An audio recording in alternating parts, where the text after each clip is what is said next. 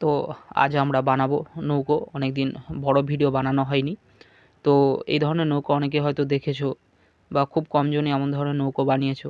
তো আজকে আমি তোমাদেরকে দেখাই এটাকে কীভাবে বানাতে হবে। দেখো আমার কাছে 15x15 সেন্টিমিটারের একটা অরিগামি পেপার আছে, ঠিক আছে। তো এই পেপারের কোণগুলোকে আগে মুড়তে হবে, ঠিক আছে। তারপরে উল্টো সাইড দিয়ে মাঝখান দিয়ে ওটাকে ভাঁজ করে সমানভাবে মুড়তে হবে, ঠিক আছে। তো ভিডিওটাকে তোমরা পুরোটা দেখতে থাকো।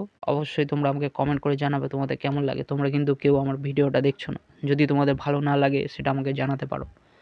আর ভিডিওটা তোমাদের পছন্দ হলে সেটাও আমাকে কমেন্ট করে জানাও, তবেই তো বুঝবো যে হ্যাঁ তোমাদের ভালো লাগছে। খুব সহজেই এটাকে বানানো যাবে বাড়িতে, ঠিক আছে, তেমন কোনো অসুবিধা হবে না।